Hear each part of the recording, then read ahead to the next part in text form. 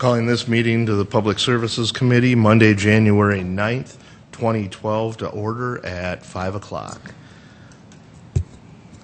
First agenda item will be call to order, and then review of minutes dated Monday, December 12th, 2011. Move approval, Erpenbach. Second, Aguilar. All in favor, say aye. Aye. Okay, that is approved 4-0. Okay. Item number 3, deferred from the 2012 Public Service Meeting, alarm ordinance with Chief Bartell. I have gotten communication from Chief Bartell that they would like to defer this item again. They need a little more time working on that. Could I get a motion on that, please? So moved, Brown. Second, Aguilar. Okay. All in favor, say aye. Aye. Okay, that also passes 4-0. Item number 4, fraud control policy. We'll be hearing from City Attorney David Fifley.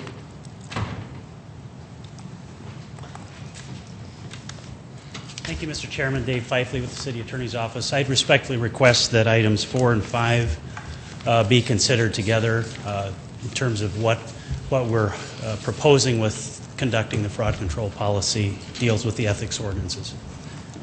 Do we have any comments from the committee on that? Do we need a motion to do that? I don't believe we do. So, okay.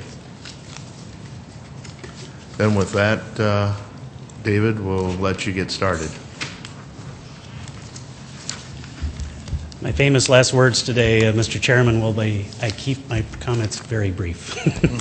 I gave each of you a memo dated December 22nd, gave you some light holiday reading regarding the exact proposals. And again, I am merely a spokesperson and a conduit from many suggestions from members of the council, as well as members of the Board of Ethics. And these suggestions have been based on experience-driven wisdom, so to speak, that's been gained through operating under the current ethics ordinances.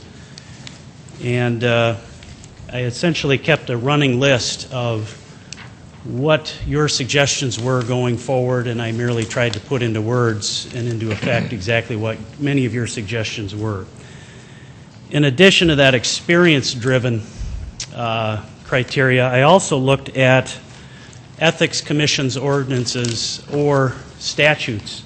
And in particular, 41 different states have adopted ethics commissions through statute, and looked at a survey of their legislation and the different types of methods and issues that each of these ethics commissions were dealing with on a national basis. 41 of the states have a ethics commission. South Dakota and North Dakota are 2 of the 9 that do not.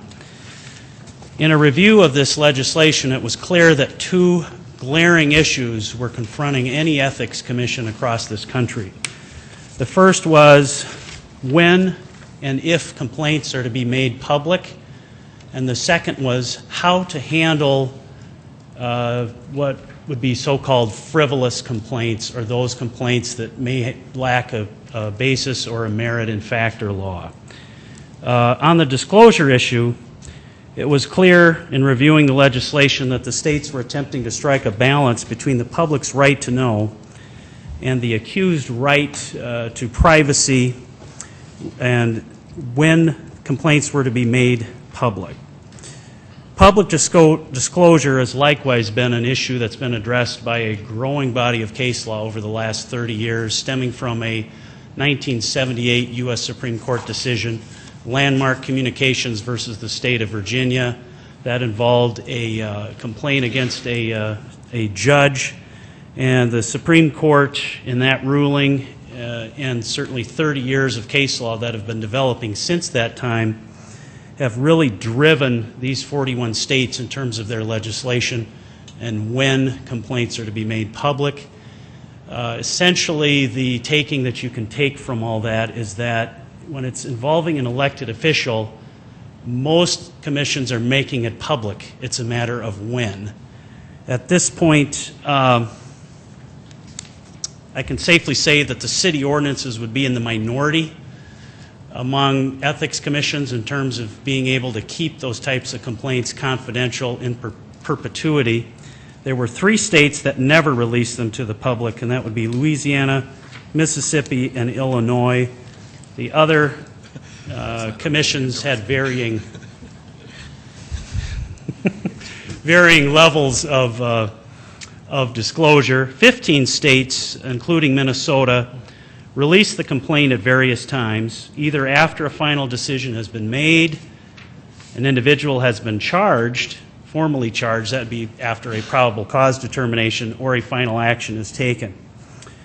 Like the city of Sioux Falls, at least 11 state ethics commissions release the complaint at any time during the process if the accused waives confidentiality. So we do have that provision in place. And again, this survey was based not only on the legislation, but there was also a survey by the Center for Ethics in Government that I also reviewed as of February of 2011 to get a better flavor for how different ethics commissions are dealing with these issues. The proposal in front of you reaches a compromise requiring public disclosure, but only after an initial review of the complaint by the Board of Ethics.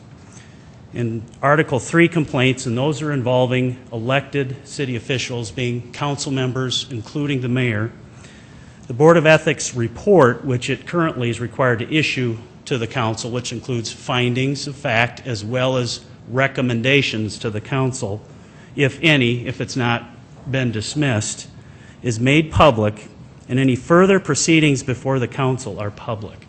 As you are aware, if it is a complaint against an Article 3 elected official, if the board finds probable cause, it then goes to this council for a final determination.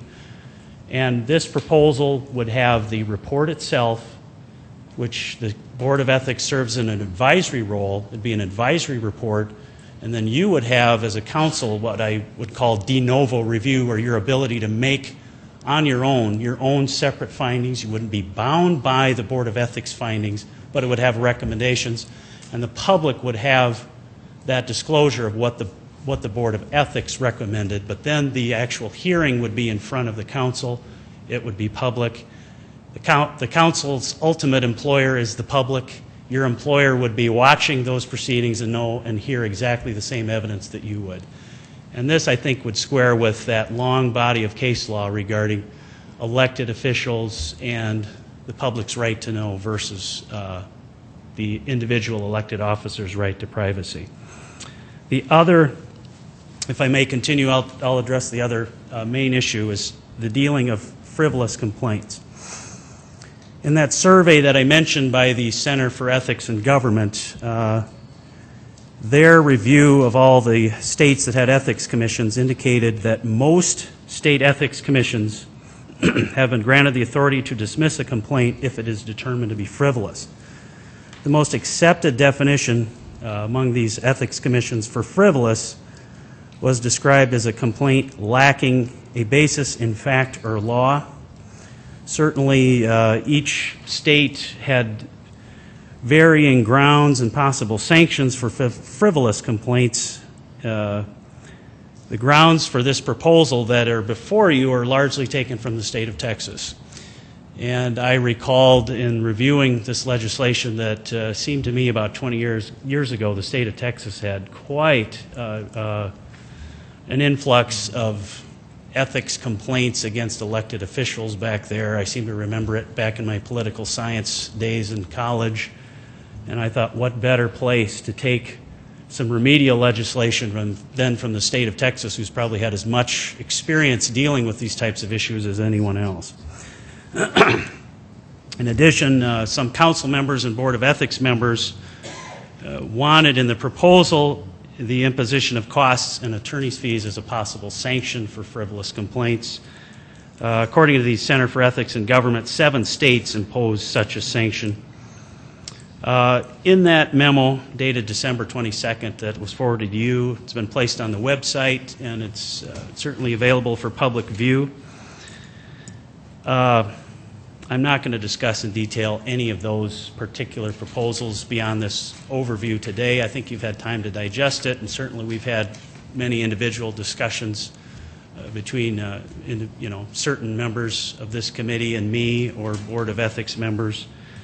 But the Board of Ethics met this past Friday, and we reviewed these proposals in depth just to kind of get their final take, so to speak, on these proposals. And the board had one more suggestion for this committee's consideration. The board would like more time when it receives a complaint to be able to send it to the accused, and also so that they could have time to schedule an initial meeting on the complaint.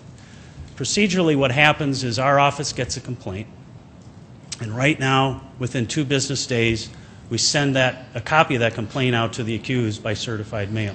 That's not an issue. We can do that immediately. Our problem is that we have citizen volunteers on this board, and we attempt within those same 2 business days to try and schedule an initial meeting on the complaint. And that's a very important part of the process, where the Board of Ethics not only tells the accused exactly the nature of the charges, and they ask the complaining party exactly what activity or conduct are you complaining about, but it also gives the accused a chance to contest the board's jurisdiction or claim that it's not sufficient on its face. We need those few extra days, the board does, I'm speaking as their lawyer, to be able to schedule that and also allow that process to take place. And a procedure that has just been adopted by the board, that I will share with this council, all of the procedures that they've adopted, internal operating procedures, indicates that a person contesting the board's ability to look at a complaint has to provide written arguments to the board well in advance and serve copies on everyone at least 5 days in advance of any meeting. So again, we hope that in looking at a time frame of it, you get the complaint, give us a few days to make sure we can get all 5 board members contacted, find a mutually agreeable time. We do our best to make a convenient time for also the complaining party, the accused, an investigator in case the board's considering possibly starting an investigation. So it's a multifaceted process to get that scheduled, but also to give it time so that we can have those initial challenges to the board's ability to hear the complaint take place. So that was the one issue that the board would like also addressed, and it goes along with the request for additional time. I know that currently it's 30 days. Again, this is a citizen board. Experience has shown that it's really putting the board under a crunch to be able to receive the complaint in the attorney's office, schedule the initial meeting, have those initial review of the complaint, determine whether to have an investigation, give that or assign it to an investigator, have that investigation done. And the board's procedures also specifically require that a written investigation report be completed by the investigator with any supporting documentation, and that be provided to the accused, the complaining party, everyone involved in the process, so there are no surprises going on when the board is ultimately considering it. That process, the board respectfully submits, just needs more time to take place. Especially since I've put in this proposal as well that the city attorney not be involved if it's a complaint against any of the 9 elected officials. It just creates too much of a conflict for an attorney, and the board would need to get independent counsel, and frankly it takes a little bit of time for an outside attorney who's not used to the process to come in, get up to speed on it, and be able to advise the board all at the same time. And again, that additional time would be very helpful. Addressing, Mr. Chairman, the fraud control policy, the proposals in front of you are born out of meetings between Rich Oaksall, your lead internal auditor, Bill O'Toole, the human resources director, and myself regarding the fraud control policy that's been in front of the fiscal committee. We appreciate Chairman Brown's consideration in allowing that to be deferred while we consider this in toto. Essentially what it would do for an elected official that is the subject of a complaint through the fraud hotline, those would also go through the ethics board for an initial independent review. Ultimately, it would come to council if probable cause is shown. And again, the three of us did not want to, with all due respect, handle a complaint regarding one of the 9 of you. The way the proposal is in front of you now, it allows for an anonymous complaint to come from the fraud control hotline.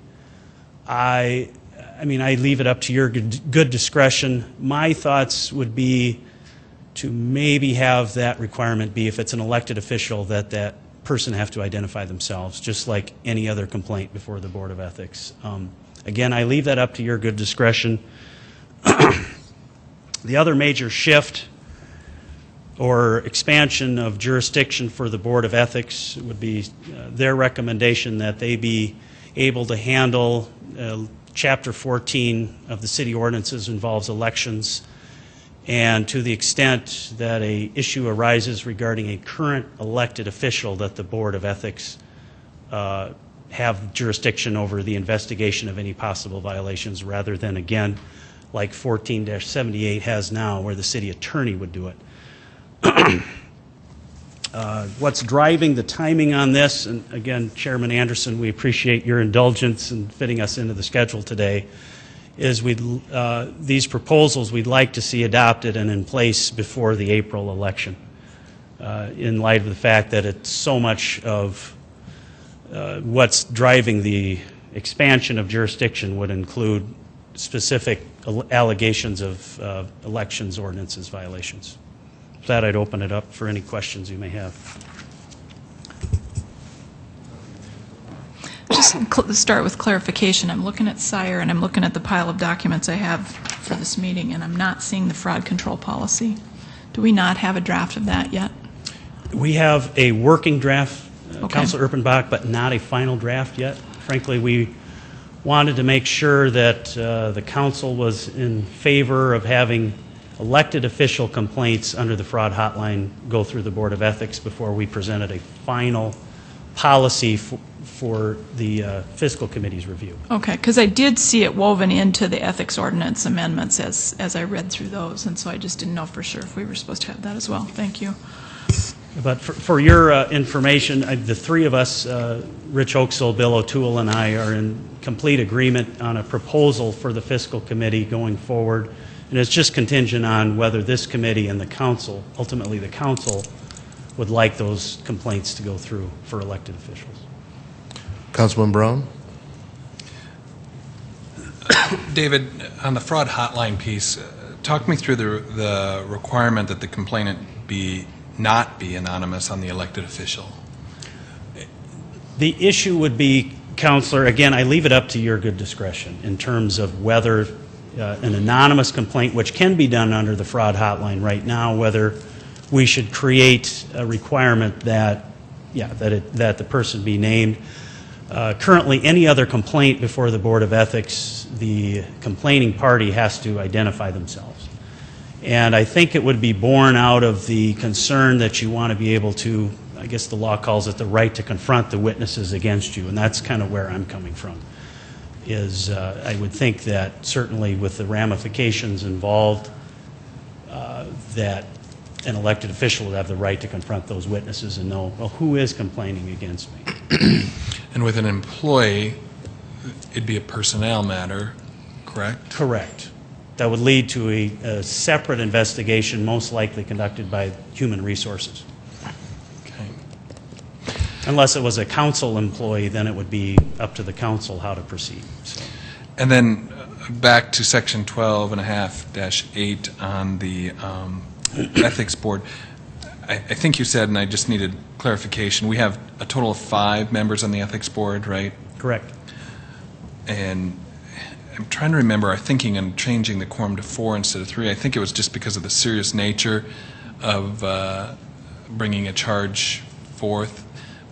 But you're saying since now they have more of an advisory role and ultimately the decision is amongst the council, the peers itself, that's why you're saying that it should be 3 instead of 4? correct, Councilor Brown. And again, it's born out of experience. Excuse me.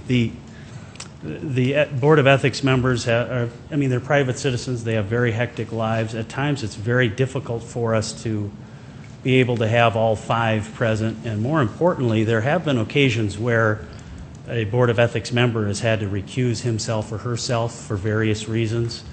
And sometimes we're left, actually the last few complaints, we've been left with only 4 eligible board members.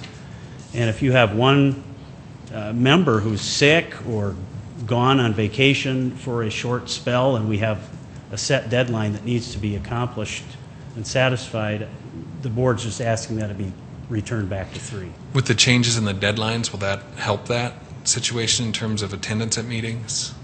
It should, but again, it's still, at times, Counselor, it's just difficult with people's schedules, no matter what. And certainly we have the drive to try and accommodate the complaining party schedule, the accused schedule, and the investigator schedule. So there's a lot of different schedules that we're trying to accommodate, and it's not always easy. Thank you. Thank you. Councilperson Urfenbach? Well, that begs the question for me then, does the board need to be a little bit bigger? Do we need to make it 7 so that we can have a quorum of 4? Or is that just beating more of a dead horse? That's a good suggestion as well, Counselor. And it's been 5 for this long. Yeah, I get that, but part of, we walked through some pretty significant changes to this ordinance not that long ago. And some of it, I know, was in reaction to a pretty ugly incident that involved a city council member. But, and given that we know that now, and given that we're working with the folks that we're working with now, and we're all pretty comfortable, and it seems like a really cool situation, and we're good, what if, I just keep thinking those people 10 years down the road, when they aren't in maybe as good a situation as we might have now, are we protecting them well enough by allowing 3 people to make that kind of ruling for or against them? And so that's where the quorum thing is concerning for me, and I'd ask the committee to kind of think about that. Then if I might, Mr. Chair, I have just a couple questions. Can you tell me I'm not finding it really quick, in the ordinance that we have on SIRE, what's the section where the timing is? Did your meeting from Friday, did the timing change get in there? No, I'm sorry. I think it's -35. I'm sorry. That would be...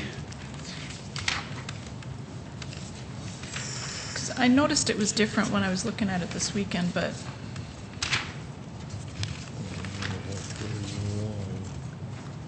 12.5-35.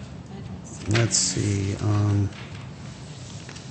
This one, 12.5-35, subsection C says not more than 60 days after the day of assignment. It just changed from 30. Are they asking for more than 60 days? No, I'm sorry. I off the top of my head, I can't remember where the 2 days first appears off the top of my head. -23 would be for Article 2. By certified mail within 2 days, business days. I don't have the entire chapter with me. I only have the ones affected by a revision.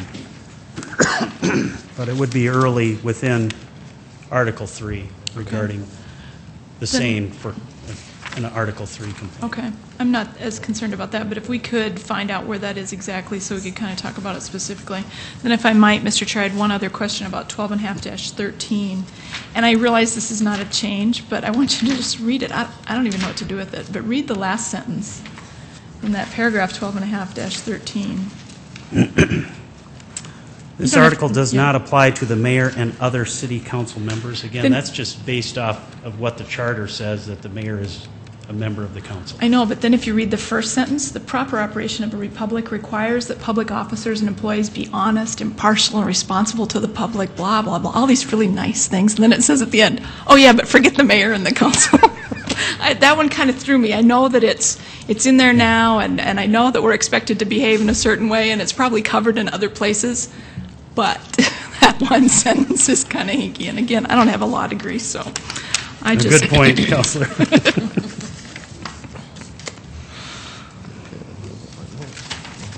Any other questions by the committee? I have a few. As you were talking about the Ethics Committee giving an advisory opinion to the City Council, in what format would they do that? Would it be in an informational or regular City Council meeting, executive meeting? How would that happen? Advisory opinions right now are done confidentially unless the requesting party wants that to be made public. The Ethics Board can also redact information on enough in an advisory opinion so you can't tell who was the requesting party or, have any confidential information, but just have general guidance to elected officials on here's a fact situation, here's how we would recommend handling it. So that's how those are handled, Counselor. Okay, and when that is made public, is that going to be the decision of the Ethics Committee, the City Council, or is it going to be something that we're going to have an ordinance that states so many days? Their procedures state, as they just adopted, and it's been the long-standing practice from what I understand, that it stays confidential unless the requesting party wants to make it public, or unless there's a request that from the requesting party that I don't want my name on it, but I think my fellow counselors would like this guidance to help them if they are beset by a similar situation. So I think it's only at the request of the party who wants the advisory opinion as to whether it would be redacted and then made portions public. Okay. And then the process to replace the city attorney's office if they excuse themselves from an issue involving one of the 9, how would that process proceed? What happens, Counselor, is I would essentially recuse myself immediately from the process. The board chair would probably make some calls in terms of some outside attorneys who they would like to consult with and have them ultimately come before the board, explain their experience and what have you, and it would be up to the Board of Ethics to hire and retain that attorney. Right now, there is a small budget for that type of outside assistance of $1,000, and obviously we're probably going to have to request in the next budget that budget item be increased by a certain amount, at least so that the board would have that funding source available in case they do need. But again, it's such an uncertain item. And that's why I was sort of pertaining to that, is that something that we need to look at and maybe include that in the ordinance on how a city or how the city would select an outside attorney in this process, because it's so important. Indeed, Counselor, and it's an excellent point. Excellent point. For the most part, from what I've seen, is at least one Board of Ethics member has usually been an attorney, so they would be familiar with the attorneys in the area and would probably be able to, assist their fellow board members in making a good selection. But again, the city attorney would not be involved in that, nor would want to be involved in that process. Okay. Thank you. Thank you. All right. Next, we have the election ordinance amendment. We will have interim city clerk Sue Rouse start off on this one. And if you don't mind, David, I think first I'd like to cover your portion of this. Excuse me, if I may, Kenny. Oh, excuse me. Counselor, what is our timeline on the ethics and fraud ordinance, and what are our next steps? Or David, if you want to address it. I think I'd like you to. Thank you, Mr. Chairman. Councilor Brown, my concern merely was to have them in place before the next election cycle, in case we do have some election ordinance issues regarding current office holders. Okay. So I think that is April 10th. So we should, as a committee, get this out Right. relatively soon so we can get it to the full council. Does that mean, Mr. Chair, that we maybe should push this to council now? Is it ready to go to council now? I don't feel it is ready. I think we need another meeting before we can push this on to the council. So I'd like to just carry this over into February, and then at that point in time, I think we should have everything pretty well cleaned up as far as any of the questions on the ordinance, and at that point, we can send it on to the council. We can get through this before the end of February. It'll be in place before the election. Be okay. But the election cycle starts the 17th, right? People start taking 27th. I'm sorry. Potential candidates can start taking petitions out on the 27th of January, so the election process starts in a couple weeks. That's my concern. Councilwoman Aguilar? I thought that there were still additional things that needed to be put in the draft. That's what my concern is, and also, we haven't seen the draft of the fraud policy, so I would like to see us, when all of the additional items that the Ethics Board brought forward at their meeting are added to this. And if February is too late, then maybe we have to have another meeting. And that's something that I was going to say too. If this is something we need to rush through, then we can call a special meeting here at the end of January. Councilman Brown? Yeah, but any sense of the fraud language when we would be able to see that, David? If I may, Mr. Chairman? Sure. Councilor Brown, I think it's in final draft form at this point. We're just wanting to gauge this committee's willingness to have it incorporated in with the Board of Ethics ordinances, and I'm not sensing that there's any opposition to that at this point, so it probably would be ready to present to fiscal at its next meeting. So, Councilwoman Aguilar? Mr. Chair, a reminder that if all of this could be put together in time, our Minnehaha County meeting has been canceled for next week. So if the draft is pretty much ready and you can get those additional items placed in, and if the committee would want to meet, we do have that opportunity next week. may I Very well. respectfully request that we make sure that Rich Oaksall and Bill O'Toole would be available for that meeting, and if we Sure. do so, because their input would be integral to your consideration. Is that a timeline that we can accomplish then? Yes. From the clerk's perspective, are we meeting all our deadlines?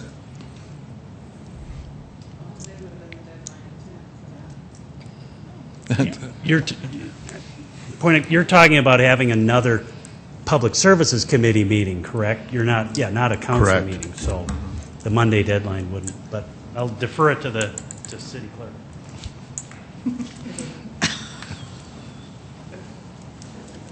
This kind of works into the first thing I was going to talk to you about. Sue Roust, interim city clerk. I'm here to propose to you some amendments to the city election ordinance related to campaign finance. But in addition, Dave Fifley has suggested that we need some ordinance changes, again, related to the investigation of violations of city election ordinance relating to current elected officials. And what was just handed out to you, I apologize you didn't get it in advance, but it was just put together today. And I wanted to present it to you separately from the election campaign finance ordinance that I'm going to be presenting to you. But if you would choose to move ahead with this, my intention would be to incorporate it with the ordinance changes that I am presenting to you today. Now, talking timeline again. I am bringing stuff to you that is going to hit during an election cycle, which is a bit troubling. Unfortunately, this is the first opportunity that I have had in my position to review these ordinances, and I will talk to you a little bit about the lengths I went to do that, and so this is the first time I've been presenting them to you. If you approve moving ahead and presenting the information I'm bringing to you today to council, I'm going to ask that it be walked in at next Tuesday's meeting, because once again, we've already passed the deadline for next week's meeting. And that would be a first reading of the ordinance, and then you don't have another meeting until the first Monday in February, February 6th. That would be second reading. I've checked with Dave Fifley on whether this could be an ordinance that would be effective upon publication, and he and his staff believe it is not, that it has to wait for publication plus 20 days. So if you approve my moving forward with what I'm presenting today, and the council votes favorably on it, it would be effective March 1st. As you said, candidates can begin taking out petitions January 27th. The deadline to submit petitions is February 24th. So clearly we're in the middle of an election cycle. But so to answer your question, I think that's where we stand. Now, if the fraud policies were to come back to you next week and you felt strongly about them, strongly enough about them that you wanted to walk them in to next week's council meeting, they too could be effective March 1st. But that will be for you to decide what you want to do. So now let me explain what you have in front of you. First of all, this single page that you're just seeing for the first time, this is comparable to what Mr. Fifley was talking to you about related to fraud policies. This section 14, chapter 14, is the election ordinance, and these sections at the end of the election ordinance currently say that the city attorney will investigate any violations of election ordinance. And just as has been suggested with other types of violations, the suggestion is being made that any violations concerning a current elected city official be handled by the ethics board. And so section 1478, which currently says the city attorney shall investigate violations, specifies that for a current city election official, that investigation would go to the Board of Ethics. And then in 1479 and 80, it just changes the wording. Right now it talks about the city attorney shall have access to records and shall keep them confidential. It just changes it to investigating authority. So whether that be the city attorney or the Board of Ethics, that entity or individual would be charged with keeping those records confidential but would have access to them. So this part of it is really being presented by Mr. Fifley, and I kind of wanted to get separate guidance from you on whether you wanted to move forward with this and then with what I'm presenting, and then if you do want to move forward with both of them, we would, if it's your direction, present them both to council next week. Do you have any questions on this part of it? Counselor? Councilman Brown. My question is probably more for David, Sue. Just from a perception standpoint alone, David, I don't know that you want to touch with a 10-foot pole that you'd investigate someone that's not in office. I think that puts you in a bad position as city attorney. I'm wondering if on any elected official or potential elected official that it should be someone other than the city attorney on elections issues. I appreciate your concern, Councilor Brown, and that certainly is shared by me. However, I mean, it just was a matter of drawing the line someplace. And I think especially in a mayoral race, it could be put the city attorney in a horrible position to have to investigate, knowing full well that the person's job depends on the outcome of that election. So I need to give that some thought. Any other questions? I just had Councilwoman one just piddly little thing on section 1479. The change should also be made in the title of the section, access to records by investigating authority, just for consistency's sake. Yes. And then may I go on with Please. what I wish to present today? I am presenting to you really what appear to be a very large number of changes to our election ordinance, and I will explain why I'm doing that. Give you an overview of it. I did send this material to you before New Year's, so if you needed something to do for a New Year's celebration, you had it available to read through. I included in it quite a few comments that I hope you were able to see. If you have a computer and are able to bring it up, you can maybe follow along. The copy that is on SIRE doesn't show all the specific comments I made, but the email I sent to you, that document has the comments where I referred to a lot of them. Just as background, one of the things I have done in preparation for the 2012 elections is reviewed Chapter 14, the city ordinance on elections, compared it to state law. I also went back and read all the minutes of the Public Service Committee and the informational meetings from 2007 to 2009, during which time there was very substantial change made to our election ordinance in the area of campaign finance. I found from that when the major rewrite was done in 2007, there was a clear desire stated by the Public Service Committee and in the discussions to mirror state law as far as possible, but to include even stronger restrictions on donations, stronger campaign finance reporting requirements to make our elections information more available to the public. In 2008 and 2009, there were further changes to the city ordinance to bring it into conformance again with changes that were made each year in state law. However, there were significant changes in state law in 2010 and 2011 which have not been incorporated into our election ordinance, and that concerns me. And I'll explain in a little more detail, but that is why I feel like I need to present this to you now. As I said, if we follow it through, if we walk it in next Tuesday, and the second reading at the beginning of February, this would take effect March 1st. I don't believe it would substantially impact any candidates running in the April 10th election, but that will be for you to decide if you think this is the appropriate time to do this. As I said, there were substantial changes in state law in 2010 and 2011. The change in 2010 was primarily a response to a Supreme Court decision in Citizens United versus the FEC in early 2010 that ruled that corporations can now make independent expenditures for election-related communications. That's communications speaking in favor of or against a particular candidate for office, or speaking toward an election-related issue. And then in 2011, the South Dakota legislature passed a new law allowing corporations to contribute to public action committees.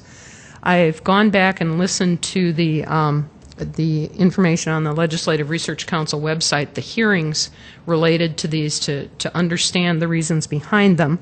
The 2010 one, as I said, these changes were brought by Chris Nelson as soon as that Supreme Court decision passed to bring state law in conformance with what the Supreme Court had decided was constitutional and was not. In 2011, the reasons given for allowing corporations to donate to political action committees were to allow small businesses organized as corporations to participate in the political process. It was really sold as a bill to allow small businesses that were corporations to have the same rights as small businesses that were perhaps organized as partnerships. That bill was sponsored by the South Dakota Chamber of Commerce, the South Dakota Retailers Association, the South Dakota Truckers Association, the South Dakota Auto Dealers Association, and the Associated General Contractors. Those were all the groups that testified in favor of it on the testimony that I listened to. So what has happened is now that we have those laws in place, we've got a bit of a disconnect between our city ordinance and state law and what might be constitutional. One of the problems is the business of now corporations at the state level are allowed to give to PACs. The practical result of that right now is, say, a candidate running for city council gets a donation from a PAC. Our current ordinance says corporations cannot give to PACs. So that candidate is going to have to be responsible for checking with the PAC and seeing, did you have any corporate contributions? And if so, they won't be able to accept that money. I don't really think you want your city clerk's office to get into investigating every single PAC contribution. That I don't believe is our function. We don't perform an investigative function. Ours is really an administrative function to receive those reports. But you can see we got a little problem here. And then in addition, I honestly doubt that particularly in a year when we just have council level races, that we would have a lot of independent expenditures by corporations. But to be honest, I could see that in a mayoral race. Our mayoral races have gotten fairly big time. And at this point, we have an ordinance that does not allow that. The U.S. Supreme Court has said corporations can donate or can make independent expenditures. Our state law allows it. So that's where I think we have a problem. Before I get into detail, I would just mention that as I went through and I looked at, or I listened or read all the minutes from past committee meetings, I wanted to identify those people who had been interested in this topic back in that 2007, 8, 9 timeframe, because we are not bringing this to the council with several months of discussion as has happened sometime in the past. I did identify 5 people who were very involved in the discussion back then. Former councilors, where are the names? Dee Knutson and Kermit Staggers, along with members of the public, Dick Gregerson, Georgia Hansen, and Joel Rosenthal. I also sent this material in advance to them to see if they had any concern or would have any input. The only response we've gotten is from Joel Rosenthal, who said while he doesn't necessarily see a need to change the law right now, he has no problems with any of the proposed changes. So,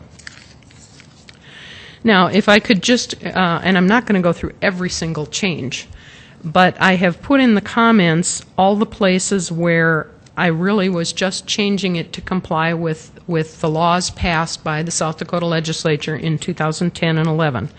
And those are identified by session law. And I tried to put in some comments about them. If I'll go through and kind of hit a few highlights. The very first section, section 1450, that one is not related to these 2010 or 2011 changes, but I did notice that you talk about the heading for that chapter is a requirement for ballot issue committees to register with the city clerk prior to circulating petitions on an initiative or a referendum. But the text of the ordinance says nothing about referendums. It's just initiatives. And so I just added wording to, because I am sure that was the original intent, was that this registration requirement apply to both initiatives and referenda. So I added that in. And then under definitions, once again, we're kind of going pretty much with state law. The very first one on a candidate, I was interested to see that we have had a wording in place since 2002 that has 6 different conditions under which a person is deemed to be a candidate.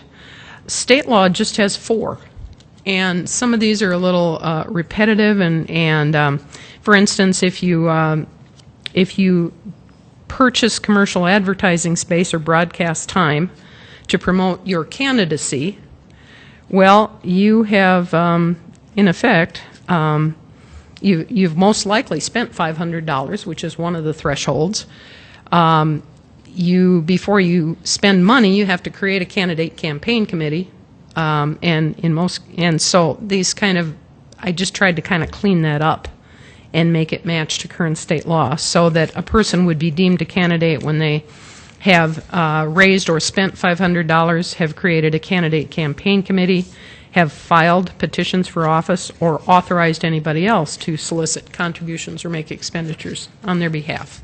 That one was just kind of a cleanup one. And then independent expenditures, that's right out of the 2010 session laws, the ones to respond to the corporations and independent expenditures. And the second page of it is pretty much all, again, matching to 2010. as is the third page. And then it goes through, and then it gets into, once again, most of it is 2010. When you get to section 1457, that's where the 2011 session law comes in. Now says if a contributor is a person or an organization, they may give no more than $10,000 to a PAC. Before it just said a person. And this would be in line with current state law. And that's one of the most significant ones. As I go through it, other than correcting a few typos that had been introduced in some of the changes over the years, revisions to this, that's pretty much what it involves. Oh, when you get to Section 1468, I wanted to note, I was cleaning up a little wording on our current requirements for filing, not changing anything at all about the number of reports due or when they're due, but there has been a little bit of confusion over when you say the report is due 3 days after December 31st. Does that mean complete through December 31st? Does that mean complete through 3 days after?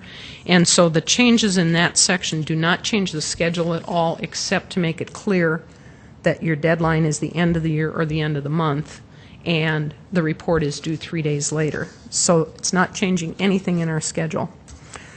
I think rather than going through anything more in detail, it might be better just to ask you what questions you might have.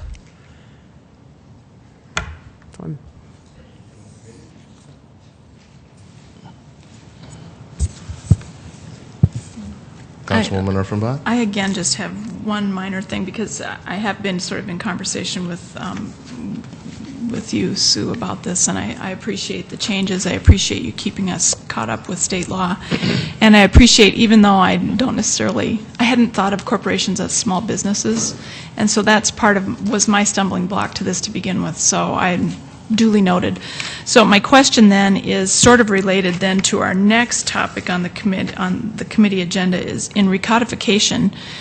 The Attorney's Office has gone through and taken out a lot of the references to the section numbers and the subsections, and I wonder if we need to do that in this ordinance as well, if we need to just make it more generic, and I guess that's for you guys to help us with. If I may, Mr. Chair, I'm Karen Leonard, Assistant City Attorney.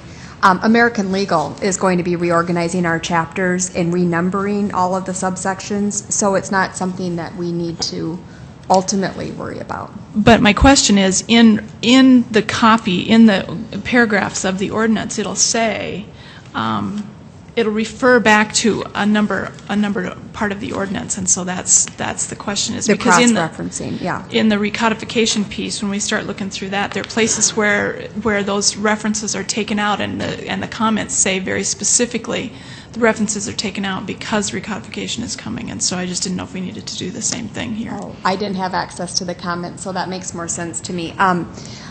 I think what I can do is I can go back and double check that, but I believe American Legal is supposed to go through all the cross-referencing and pick up on that when they do the recodification. Wow. Thank you. We're Part getting of what we budgeted for them to do. We're getting our money's worth if they're Yes. doing that. Wow. Okay, thank you. Any other questions from the committee? Any motions? Councilman Brown? Not a motion, but a comment. I don't know that I'm comfortable rushing these through, and in fact, sometimes there's benefit right after an election to revisit these kinds of things because it brings to light what transpired in the election. I'm not very comfortable walking these in next week. I think we need to take our time with these. I also am a little uncomfortable with this, as we have this election upcoming, and we do have current council members who could be involved in that election, and to be voting on this at this time, I'm a little concerned of. And David, you may want to comment on that, on conflict of interest, as as far as us current council members who may be running.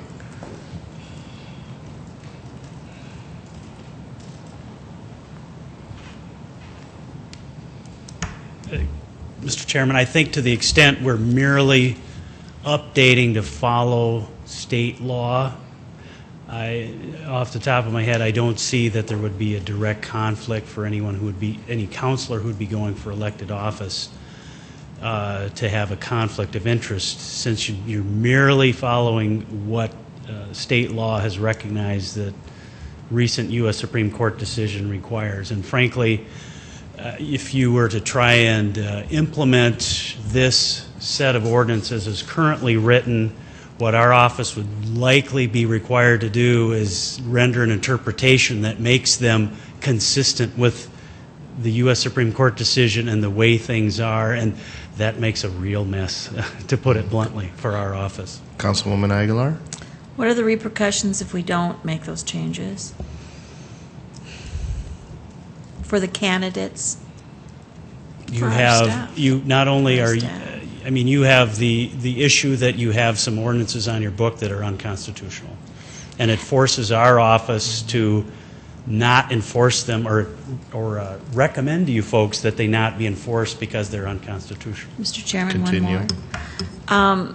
Has your office reviewed these changes? I have briefly, yes, I have, and certainly I'm in full agreement with Clerk Roust in terms that it needs to be done and now. And I certainly respect certainly your concerns, Mr. Chairman, and it does create a difficult situation. However, I mean, this is all part of a giant recodification process, and while we have Sue Roust's experience of, I believe, 54 elections, while she's been through all that, I would strongly urge you to take advantage of her great amount of experience while she's here as an interim clerk. Councilwoman Urfenbach? See, it's that Supreme Court decision that's my concern. This is not new information to the public that has been out there. There's already been, massive elections under that particular Supreme Court ruling, and for us to be in violation, it just sets our staff up for problems. It sets us up for serious problems. I realize it feels like we're rushing things through, but these are things that should have been done over a year ago, in my estimation. It should have been done, and now we're just trying to play catch-up at the 11th hour, and I would encourage the committee to move it forward with the understanding that the Attorney's Office is going to spend a little time with wording and form and that kind of stuff. I think that we need to move forward. I'm very concerned about the Supreme Court thing. Councilman Brown? Points well made. I hadn't thought through about the constitutionality of it, and that does make sense. As uncomfortable as it is, moving it forward, we probably have to. I would make that motion, Mr. Chair, that we move this forward to the council on the schedule proposed by the interim city clerk. I'll second that motion. Okay, any other comments from the committee? Clarification, are we just looking at the second set, or are we also looking at the investigation and prosecution of violations? Right now, we're only on the election ordinance amendments, not on the fraud or ethics. Right, but But they're all part of But that's all part, is that the other? 14, yeah, 78, 79, and 80.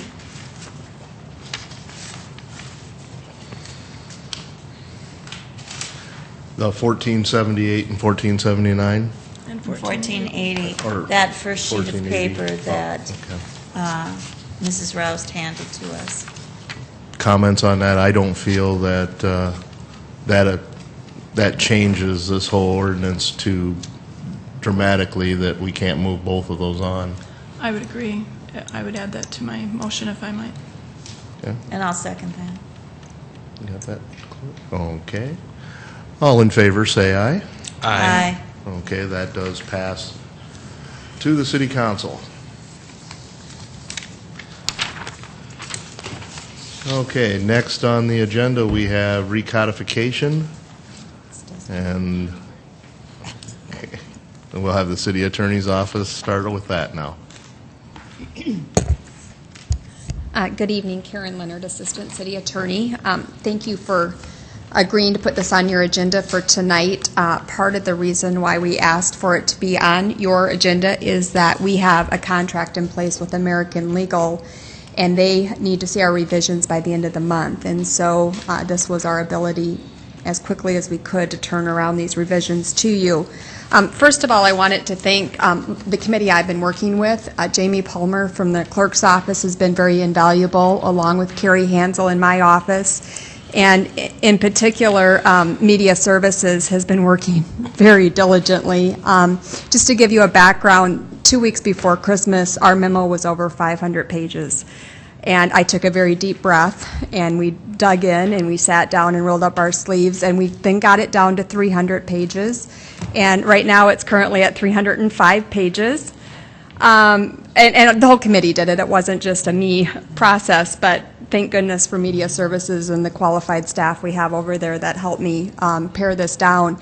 And then what we have before the committee tonight, the bigger memo contains archaic language. It includes gender-neutral language, and it includes cross-referencing, and I would say a lot of pages are dedicated to cross-referencing.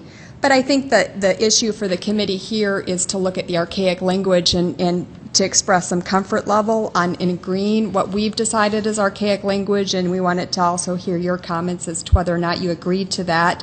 What you have before you tonight is the 93 pages that we pulled out just dedicated to archaic language. And when we first came to this committee last summer, this has been a 6-month process, just so you have an overview. I and our committee went out and we dedicated a site on Insight just to recodification, and every department head got a memo and asked them to review their relevant chapters. And they've had since July to do that. Their deadline to turn in all their submissions to us was December 15th. And in the last 3 weeks, then our committee has been working and going through and making sure that it's getting to be in complete order for American Legal to have it by the end of January. So what we're going to do tonight is look at the archaic language, and I in particular had some sections that I just wanted to highlight for your purposes. Most of the changes really relate to title changes. For example, Lori Hogstead in our office is now a licensing specialist. The ordinance used to say the finance office did that. She's no longer in the finance office, she's in our office. And so we told departments to go ahead and update titles such as that. That's archaic, it's no longer used. Go ahead and update to current practice. I think in Chapter 2 there's some reference to the Sergeant of Arms. We don't use Sergeant of Arms. We have law enforcement officials that carry out those duties here for the City Council as well at the airport. And so they went ahead and put law enforcement instead of using those types of words. It just hasn't been used in the last 20 years. So that was easy to decide. But now I've got it narrowed down to about 9 sections that I just wanted to highlight and see if you agreed with what we are suggesting. I'm going to have you first turn, I think everybody should have a copy of this, turn to page 11. And it would be section 1950. And it's called illustrative enumeration, and this is under Chapter 19, Health and Sanitation. The definition of manure is there, and in it they struck out the word metal container because they now use garbage containers. And so that was my example initially to you is, yes, that's a substantive change, but really it's bringing it up to current practice. And so I put that in first just because I had used that as my example a few months ago to you. So that is one change of an archaic language. But let's look to 26.8. On profanity, I think it is.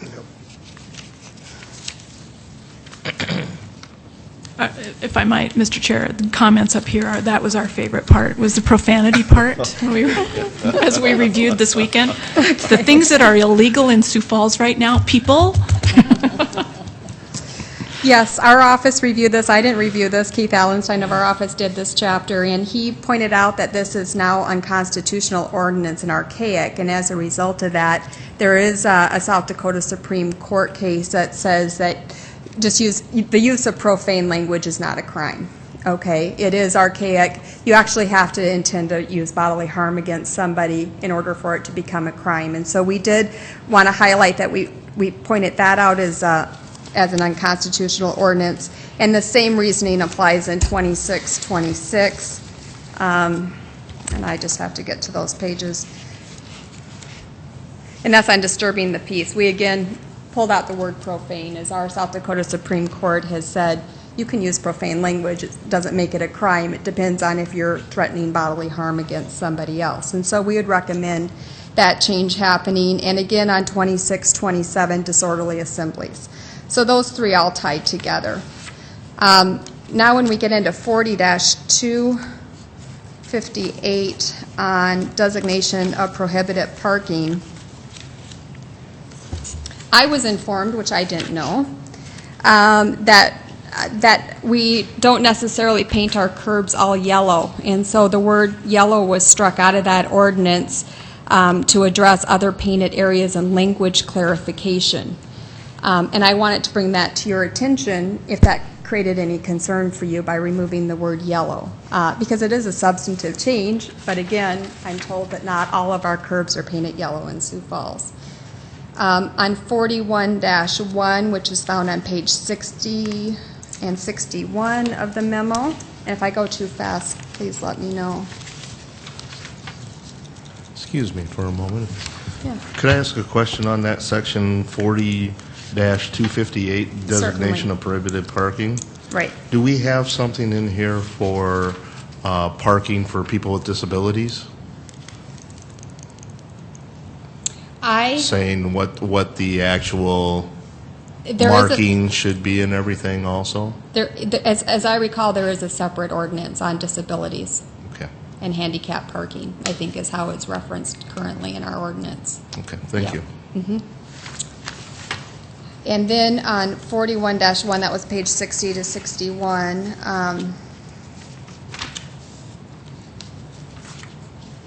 I think that what they did was they said, this is under Chapter 41 Utilities. They've added in a definition of utility employee. Now, they tell me that is a new position. It is a substantive change, and we didn't know if we should go back and tell Public Works to bring changes to these definitions substantively to you. But it can also be perceived as archaic that they're just bringing this into current practice, and I didn't know, what to suggest to you. So I just wanted to highlight that to you as I could see it both ways. And then again on 41-110, found on page 64 and 65. Public Works again deleted entire reference to the Federal Water Pollution Control Act, and I was told that it just isn't applicable anymore to their areas. And so I didn't really find that a problem, but I did notice that it was a lot that was being deleted out of the ordinance, and I didn't, if it raised any red flags, you can let us know, but I didn't have reason to question it. Any questions on that? Mr. Chair. Oh, I'm sorry, I was reading. Oh, sure. She's over here complaining, and then she says, Michelle, you do it. No, no, we do have concerns about that one. I think that would be one that we'd want to include in substantive changes. It's in this document, page 65, 66, 67, 68, 69, 70, 71, and part of 72 crossed out. I think that's something we need to talk about more in depth. And I understand that it's partly change in definitions from the federal law, but we need to talk about that in a more public venue. All right, so we'll pull 41-110 out of this recodification review and ask them to bring it forward. Thank you. And then on section 43-50, application for driver's license, and that's found on page 73.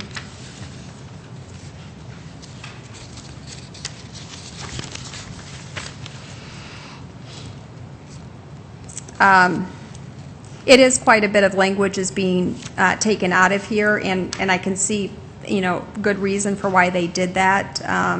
I think they bring it in line with state law. But just wanted to bring it to your attention as to whether you felt it was too substantive to do that. Clean and dress. Okay, and then on Appendix 1, it's on page 75. It's Appendix A that we wanted to highlight. I just noted that they were taking out the City Director of Planning and Building Services approval from signing the certificate. I'm assuming that that is not required any further to do that, and it could be considered a substantive change, and I just brought it to the committee's attention. Those are something that stuck out to me.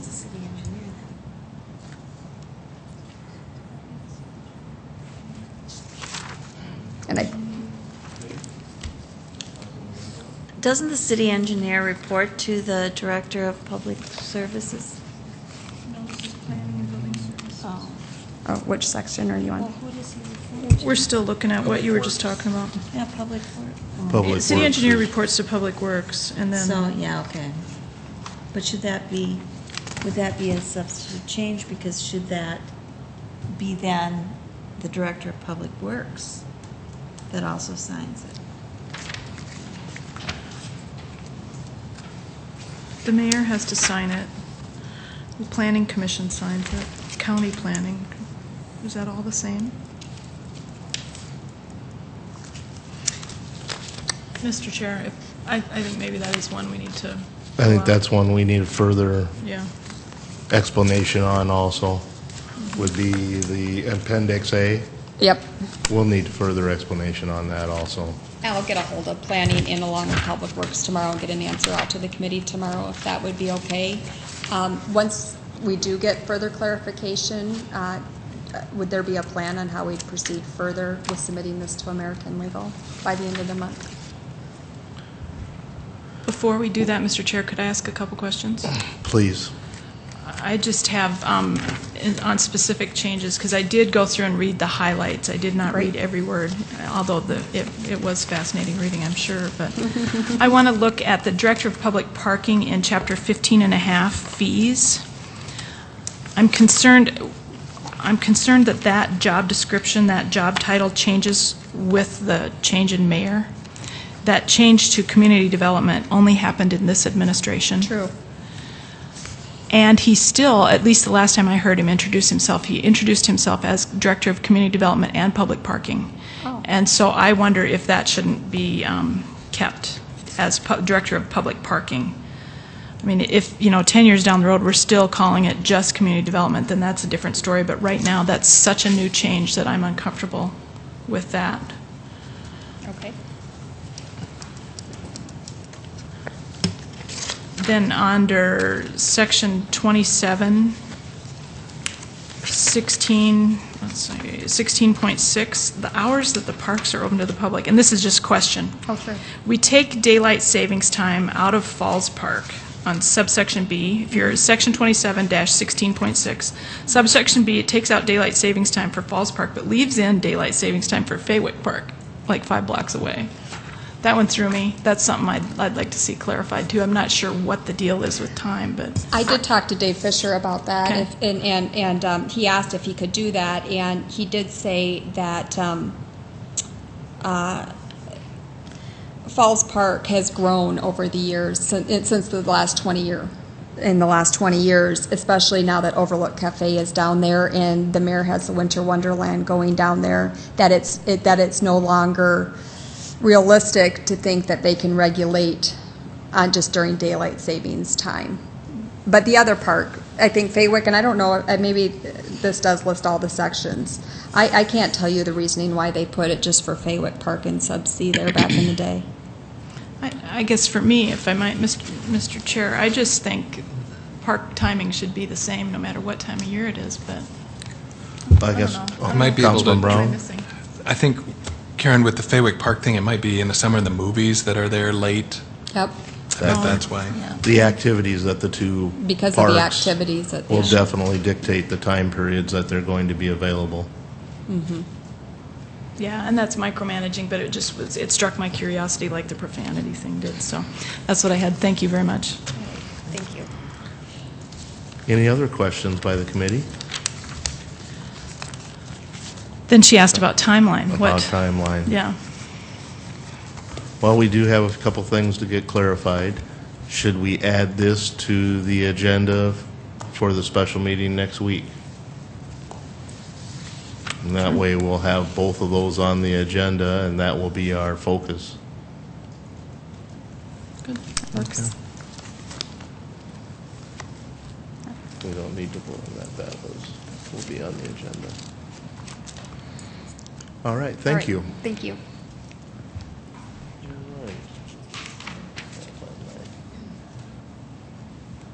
All right, next would be open discussion. Do we have any subjects that we need to discuss as a committee? Have any motions? I think we can just adjourn. I don't know that we need a motion. All right. Any guests, please remember to sign the attendance sheet at the front door. Thank you for attending this meeting of the Public Services Committee. It is adjourned.